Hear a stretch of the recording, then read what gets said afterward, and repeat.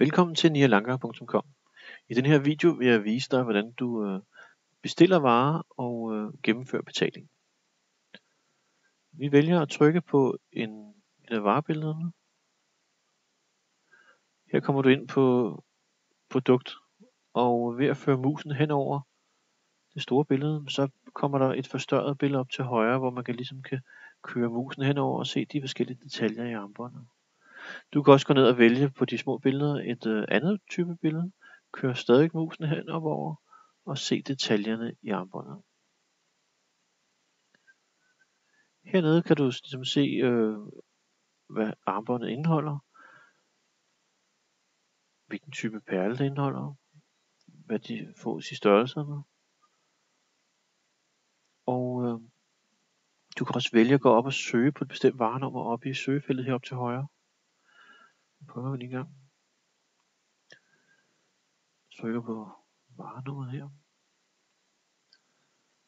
Og samme detalje. Henover musen, henover billedet. Se detaljerne i billedet. Så man bedre kan se, hvad det er, man gerne vil købe. Man kan også søge på en bestemt perle.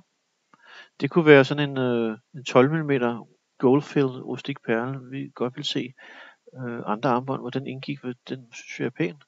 Og så trykker du på den.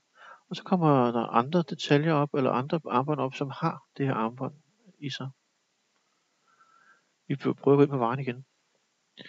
Herinde skal du vælge en størrelse for at kunne lægge den i kurven. Og det foregår her under størrelse, vælg venligst. Trykker på rullemenuen, og det findes i large, medium og small. Vi vælger et medium og vælger at putte et stykke i kurven og trykker på lægge i kurven.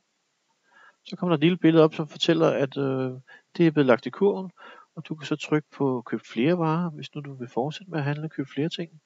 Eller du kan vælge at gå direkte til indkøbskurven ved at trykke på gå til indkøbskurven. Vi trykker på gå til indkøbskurven.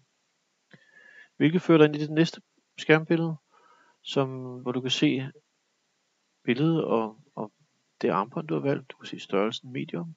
Du kan se antallet af 1.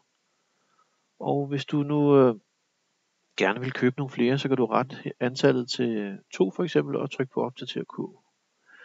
Du kan også slette den her varelinje. Hvis nu du havde flere produkter liggende inde, så kan du vælge at trykke på krydset og fjerne den her vare på indkøbskurven.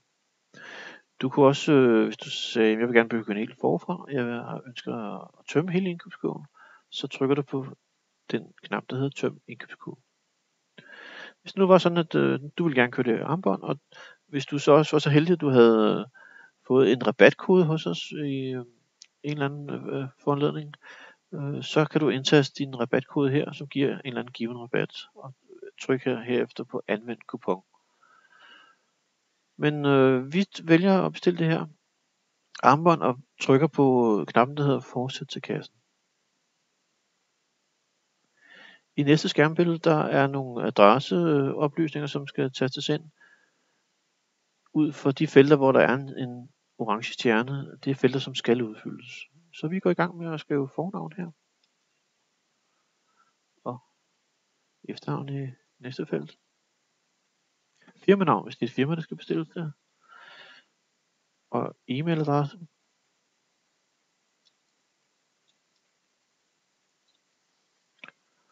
Og gade og vejnavn.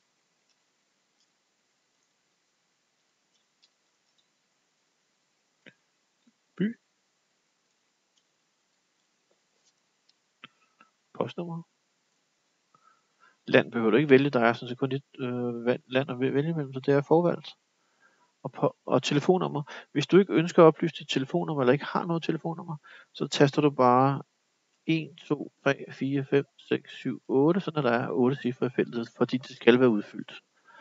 Du har også mulighed for at oprette en konto, så når du fremover bare kan logge ind, og på den måde er du fri for at taste de her oplysninger ind hver gang.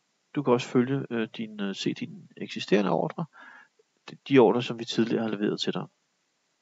Du kan også vælge at trykke på levering til anden adresse. Det kunne være, hvis du ønskede at give et armbånd i gave til nogen. Og når du trykker på det, så kommer der yderligere nogle felter op, som giver dig mulighed for at give en anden leveringsadresse. Sådan at den, du giver gaven, får det tilsendt i stedet for. Vi vælger at få leveret sådan en adresse og trykker på fortsæt. Inde i næste felt, der har du mulighed for at vælge leveringsformer. Det kunne være afhentning på vores drop point i Nærum. Det kunne være Copenhagen Express, hvor man får leveret personligt i Storkøbenhavn, eller bare almindelig fragt. Den er forvalgt på almindelig fragt, så vi trykker på fortsæt. Så kommer vi ind i det næste sidste skærmbillede, hvor der er et betalingsform, som du skal vælge. Og det kan enten være via en PayPal-konto, det kan være via et Visa Dankort, Visa-kort, og herunder også Visa Elektron og Visa Elektron Debit, Mastercard, og herunder også Mastercard Debit, American Express. Du har også mulighed for at lave en bankoverførsel til vores bankkonto, og du har mulighed for at betale kontant ved enten afhentning eller ved vores Copenhagen Express levering. Vi vælger at betale med kreditkort og lade den være udfyldt på PayPal kreditkort. Trykker på fortsæt. I sidste skærmbillede, der kommer lige en opsummering af alle tingene. Det er hvilken varer du har bestilt, hvilken størrelse, pris, antal og subtotal uden fragt, fragtbeløbet, momsbeløbet og totalbeløbet.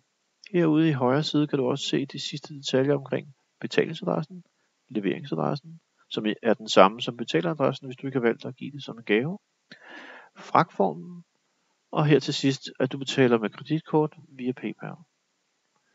Vi trykker på gennemfør ordre.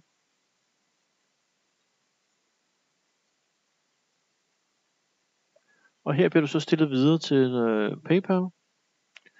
Inde i PayPal vil du normalt, hvis du ikke har en PayPal-konto, ryge direkte over til kortbetalingen. Nu er det sådan, at min computer kan huske, at jeg har en PayPal-konto. Så hvis du skal komme ind i det her skærmbillede, så skal du bare gå hernede, hvor der står, har du ikke en PayPal-konto, og tryk på den.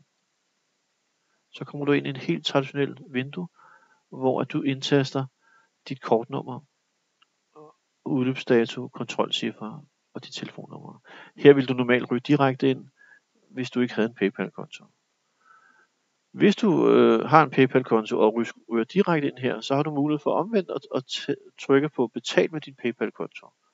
Så kommer du tilbage til der, hvor vi var lige før.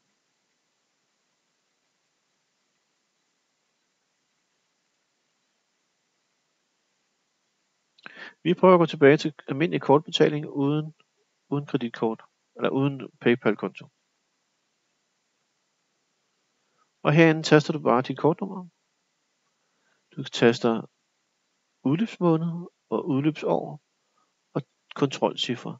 Kontrolcifre er ikke din PIN-kode, som når du betaler i en butik med dit kort, men kontrolcifrene er de 3 cifre, som står på bagsiden af dit kort i det felt, hvor man skriver under. Og det, der også er vigtigt, det er at skrive dit telefonnummer. Det vil PayPal have.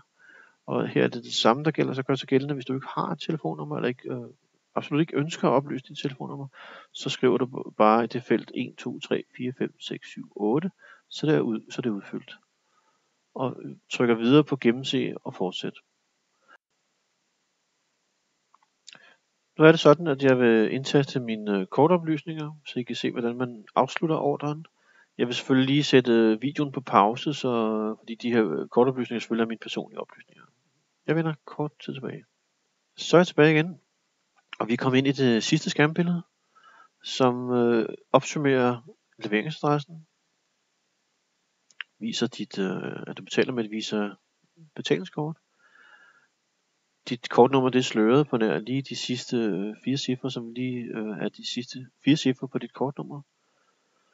Og der står også, at transaktionen vil på dit konto stå som Nialanka. Og hvis du kan godkende det, og herover står der, hvad det er for nogle varer, du bestiller, så trykker du på betal nu.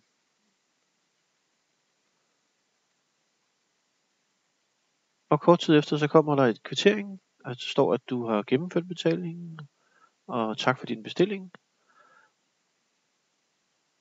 Og der står, at vi sender bekræftelsen til dig, og du kan vælge at gå tilbage til vores website ved at trykke her, gå tilbage til IT Mobil. Og der kommer du tilbage og får yderligere en kvittering, hvor der står, vi har modtaget din ordre, der står et ordrenummer, og at vi sender en bekræftelse til dig. Og du kan her vælge at trykke på fortsat shopping, eller du kan lukke vinduet. Tak fordi du kiggede med.